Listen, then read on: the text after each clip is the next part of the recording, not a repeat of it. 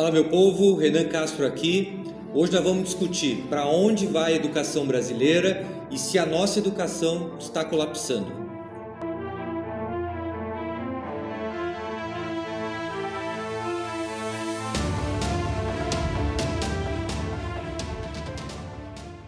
E para tratar desse assunto, eu trago 6 pontos que mostram a educação colapsando no nosso país e 2 perspectivas também de caminhos possíveis da nossa educação. Já curte, se inscreve e compartilha esse canal para quem tem interesse por educação.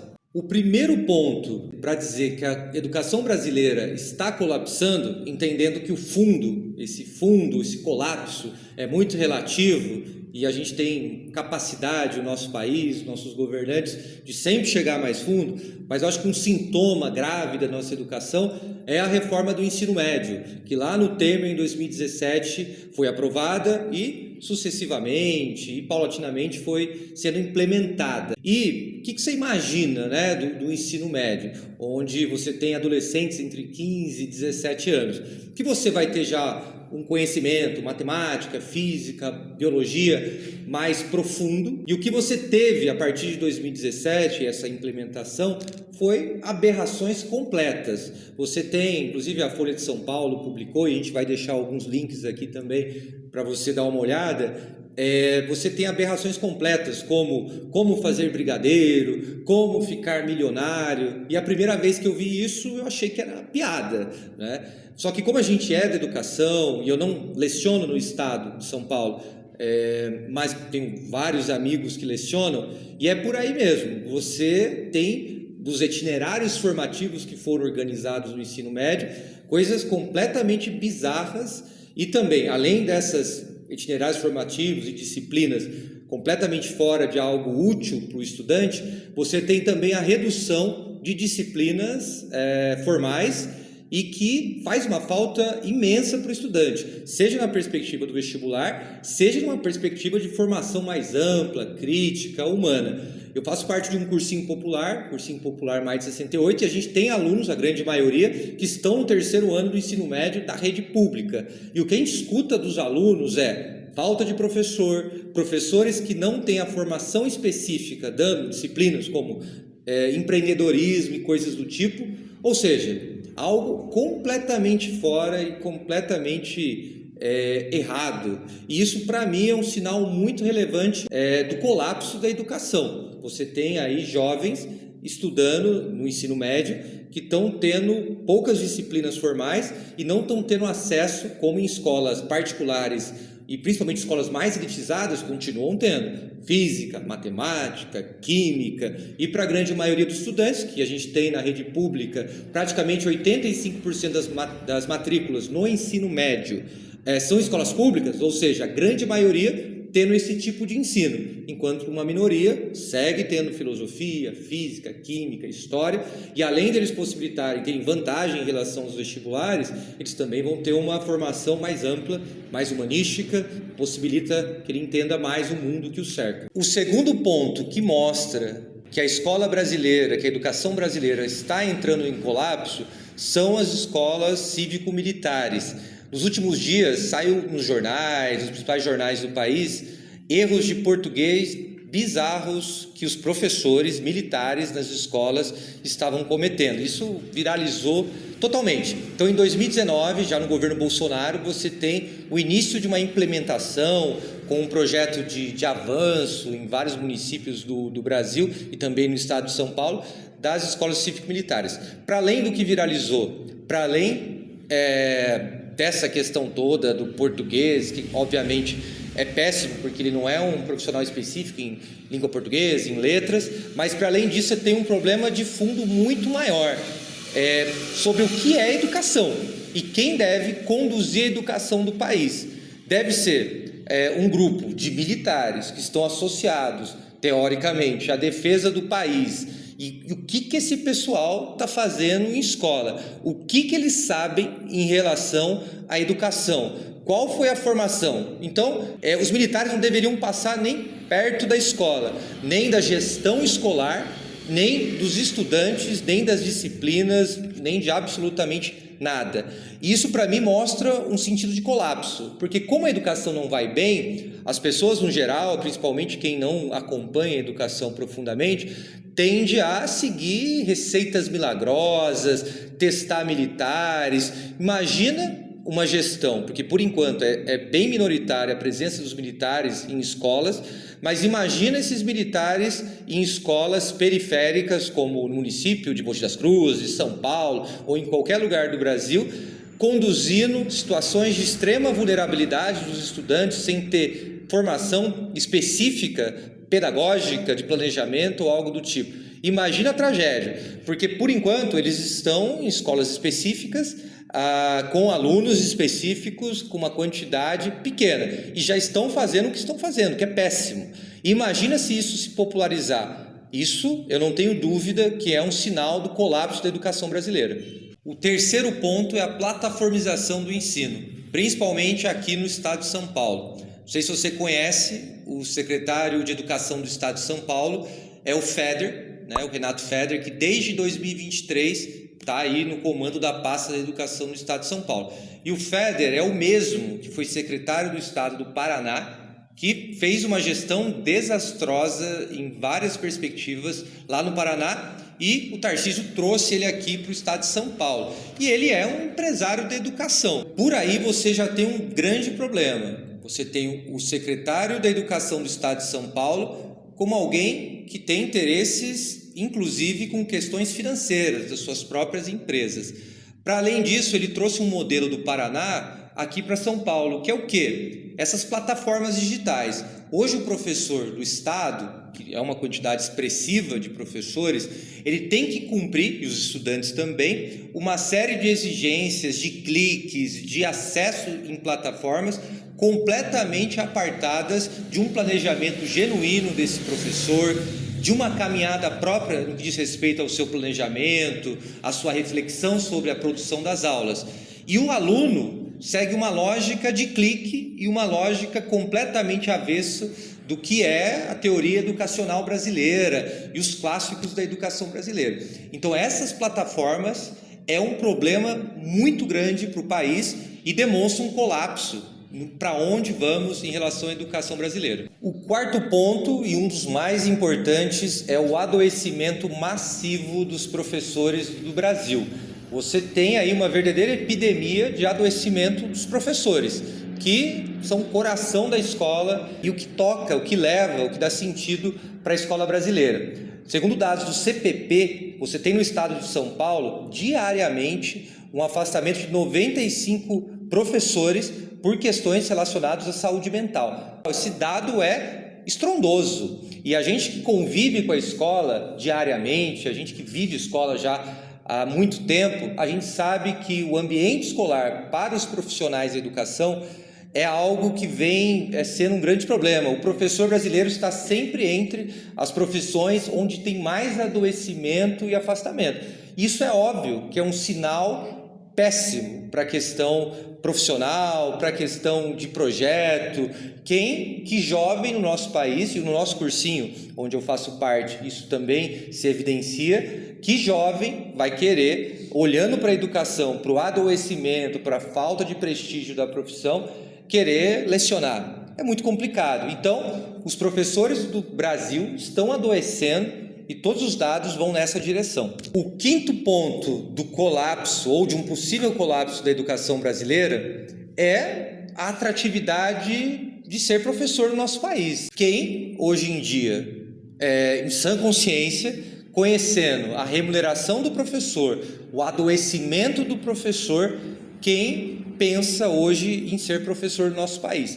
Qualquer projeto de país, qualquer projeto de nação, de desenvolvimento, de melhoria da vida, seja da saúde, da renda, da tecnologia, não passa por universidades que vão formar os melhores quadros do nosso país, de jovens que vão ter uma profissão, o que não passa por ser professor. Então, você tem uma questão de carreira. Mais uma vez eu cito o cursinho popular Mais de 68, que eu faço parte, enquanto um parâmetro. Os jovens, na sua maioria, não querem ser professores. E, de certa forma, considerando o caos que a gente encontra na educação brasileira, isso é legítimo.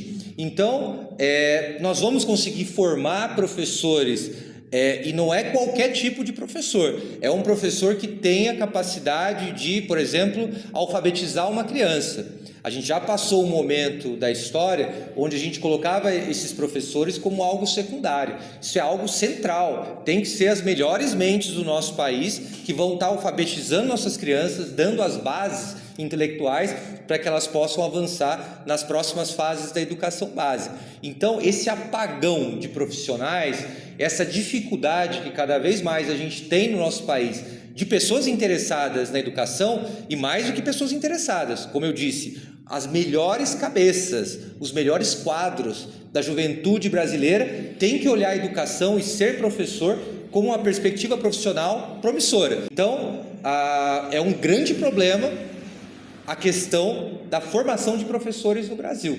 Quem se interessa? Isso reflete aí um colapso, um possível colapso da educação brasileira. O sexto e último ponto, que a gente tem discutido pouco e tem discutido numa perspectiva neoliberal, numa perspectiva avessa aos intelectuais da educação, é o ponto das inteligências artificiais. Como que a educação, seja ela a educação básica ou ensino superior, está lidando com essas inteligências? Você tem um jovem da educação básica, de 6, 7, 8, 15, 16 anos do ensino médio, que cresce ao meio de tecnologias que, na prática, ele não precisa refletir, pensar sobre física, sobre a escrita autoral. Como que esse jovem está lidando com toda essa tecnologia que também pode ser utilizada? É claro que principalmente os gestores, pessoas que são ligadas ao mercado, que querem ganhar dinheiro, colocam essas ferramentas como algo milagroso, que só tem pontos positivos para a juventude do nosso país e para o ensino superior. Só que a gente, professor que está na ponta, que está trabalhando com essas tecnologias, a gente vê o jovem o quê? Que não pesquisa, que não pensa de forma crítica, que utiliza esse tipo de ferramenta para não precisar mais escrever, ter criatividade, fazer atividades de forma autoral. Isso é terrível. Você tem autores como Nicoleles, que é um neurocientista muito importante brasileiro, que debate isso e que isso pode se colocar como um grande problema, e para mim está indo nessa direção a educação básica do Brasil, ou essa educação para os 82%, 81%, que é a fatia de toda a educação básica que está no ensino público. As escolas estão se tornando esse espaço onde os alunos copiam assuntos das inteligências artificiais. Então essa criatividade autoral, esse tipo de relação com a educação, que é muito importante de criatividade, vem se perdendo. E eu garanto para você que nas escolas particulares, nas que são mais elitizadas, esse aluno está sim escrevendo, está sim pintando, fazendo quadro, está aprendendo a desenhar, tocando instrumento, enquanto o aluno da escola pública copia, cola e segue nessa perspectiva que não vai ter avanços verdadeiros no seu processo de aprendizagem. A partir desses 6 pontos que demonstram que a gente tem aí um colapso, que a gente segue para um colapso educacional no Brasil, eu quero trazer 2 perspectivas que a gente pode caminhar nessa direção. Você tem uma primeira, que aí eu proponho que quem se interesse pelo tema, leia um intelectual chamado Christian Laval, que escreveu um livro chamado A Escola Não é uma Empresa, Neoliberalismo e Ataque à Educação Pública, que é um livro muito interessante que vai trabalhar essa temática. Então, hoje predomina no mundo e também no Brasil uma escola que está a serviço da economia, uma escola que está a serviço do lucro das empresas, uma escola que serve aos interesses da Faria Lima, do mercado, que vai nessa direção. Então, para que a gente forma nossos estudantes no Brasil? A gente forma para colocar eles no mercado de trabalho? Simplesmente? Esse é o único intuito da escola, para atender os anseios da indústria, da agricultura brasileira, da economia? Essa é a perspectiva hoje dominante no Brasil. Nos governos Temer, Bolsonaro, isso se aprofundou muito, mas hoje no governo petista a lógica ainda não mudou. Você tem aí Instituto Lema, grandes corporações internacionais que ainda seguem, e na transição entre o governo, no último governo Bolsonaro e o governo Lula, você teve essas grandes instituições financeiras nacionais, internacionais, ONGs, institutos, pautando para onde é esse caminho mais amplo da educação. E o que vem prevalecendo no nosso país, mesmo hoje no governo petista, é essa educação voltada para os interesses simplesmente do mercado. Então, a gente tem esse caminho, que é o caminho predominante hoje, infelizmente, e que há resistência entre universidades, entre intelectuais, entre estudantes secundaristas, entre professores da educação básica, os sindicatos, tem resistências para esse projeto, mas hoje, a nível de governo, seja ele nacional, estadual, nem se diga, né? Aqui no estado de São Paulo, o Tarcísio, ou no Paraná, o Ratinho Júnior, ou o Zema, em Minas Gerais, como alguns exemplos, esse projeto neoliberal da educação subordinada à lógica empresarial, ela é muito presente, e eu convido você para ler, se você se interessa, essa bibliografia que é muito interessante. E você tem uma outra perspectiva, que aí intelectuais como o clássico Paulo Freire, entre outros, o próprio Laval, que eu citei, trazem, que é o quê? A educação, ela pode sim servir para essa perspectiva profissional, isso não é um problema, mas ela não deve ser o centro. Para que deve ser o centro educacional do nosso país? Deve ser para formar os nossos jovens, para formar as crianças e depois jovens, adultos, para conseguir refletir o mundo como um todo. Então, para que a gente aprende português? Né? Isso é algo que a gente escuta muito com os estudantes, seja na universidade, seja na educação básica. Por que a gente aprende história? Por que a gente aprende física? Por que a gente aprende todas essas disciplinas? Porque a gente precisa entender o nosso lugar no mundo enquanto indivíduos. A educação, para além da questão profissional, laboral, ela tem uma perspectiva humanística, do ser humano se entender enquanto indivíduo, e não só na perspectiva humana, mas também física, o planeta que o cerca, então aí física, química, geografia, biologia, e na parte humana. Boa parte dessa crise existencial, que boa parte da população hoje diz que passa, que não vê sentido, tem muito a ver com o mundo que gira em torno do capital, que gira em torno da empresa, dessa lógica de produtividade, seja ele nas universidades, nos serviços ou no mundo de empresas mesmo. Então, esse outro caminho possível para a educação, que não nega a importância do mundo laboral, do mundo do trabalho, é uma formação humanística ampla que o indivíduo, que o educando, que o jovem consiga se entender enquanto parte da sociedade. Então você tem dois projetos possíveis para uma educação, e hoje prevalece esse que apenas forma estudantes numa ótica do mercado e forma muito mal se você pensa aí nas inteligências artificiais que a gente discutiu, entre outros pontos, com a plataformização e outros pontos mais. Então essa é a disputa e é isso que está em jogo no nosso país.